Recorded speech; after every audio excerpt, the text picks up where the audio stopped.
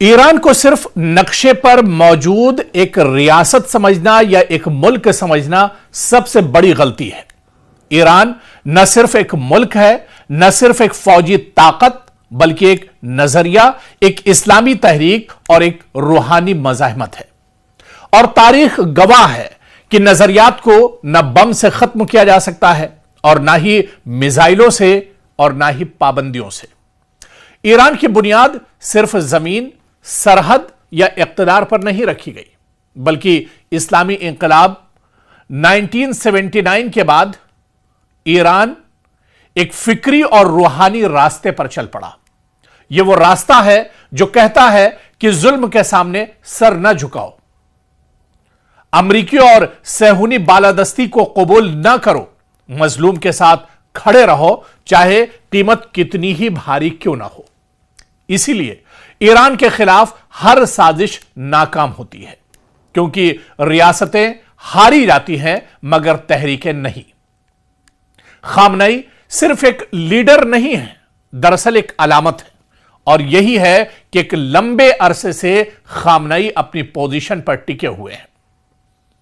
Iran के supreme leader Ayatollah Ali खामनई को सिर्फ एक हुक्मरान समझना दरअसल मगरिब की, अमेरिका की, इजराइल की सबसे बड़ी फिक्री शिकस्त और सबसे बड़ी नाकामी है, क्योंकि वह सिर्फ फौज के सरबराह नहीं है, सिर्फ हुकूमत के कायद नहीं है, बल्कि एक फिक्री मरकज, एक दीनी पहचान और एक मज़ाहमती अलामत है।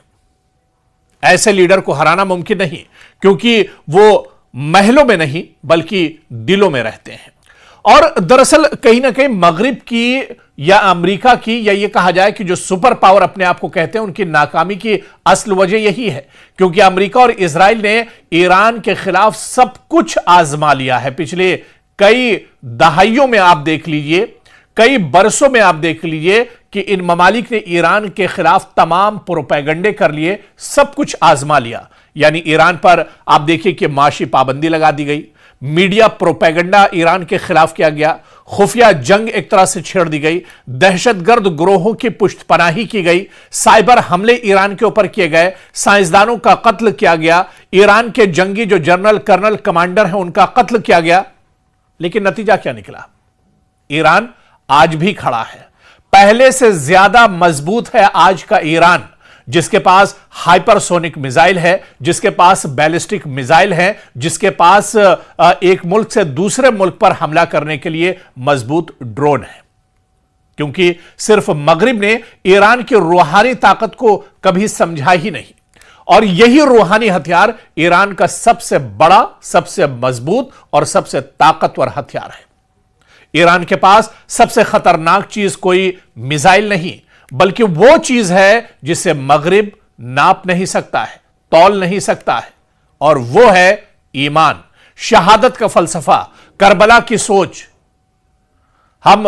और ईरान में जब जब इस तरह के हालात आते हैं, आप देखिए कि एक नारा उठता है कि हम जिल्लत कबूल नहीं करेंगे, और यही अज़्म दरअसल ईरान की जीत का फॉर्मूला है। और यही वजह है कि कासिम सुलेमानी शहीद हुए मगर मज़ाहमत जिंदा रही, पाबंदियां लगी मगर खुद किफालत बढ़ी, दबाव आया मगर झुकाव कभी नहीं आया।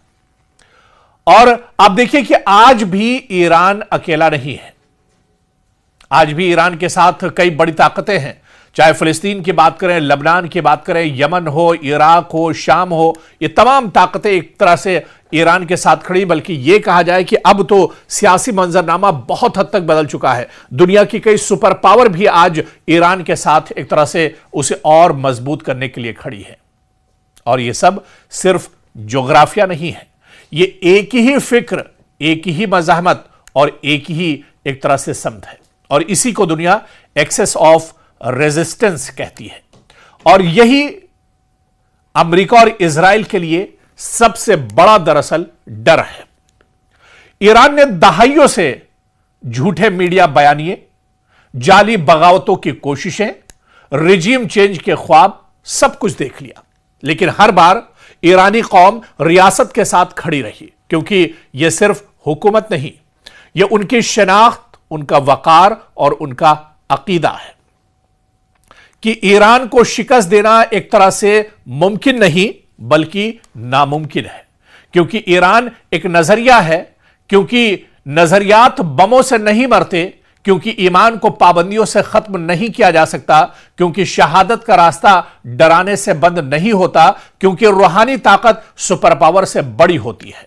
और इसीलिए अमेरिका और इजराइल की नापाक कोशिशें हमेशा नाकाम होती रही हैं और नाकाम होती रहेंगी, क्योंकि करबला से तेहरान तक मज़ाहिमत की सोच आज भी जिंदा है। हुसैन के मानने और चाहने वालों को कुर्रे अर्ज़ से खत्म नहीं किया जा सकता है। दरअसल ईरान का मुस्तकबिल ही आलमी निज़ाम से जुड़ा हुआ है। ईरान कल भी जिंदा था, ईरान आज भी जिंदा है और ईरान का मुस्तकबिल एक तरह से रोशन है, यानी ईरान आने वाले दिनों में भी एक तरह से पूरे आबोताब के साथ, पूरी शान और शौकत के साथ बाकी रहेगा।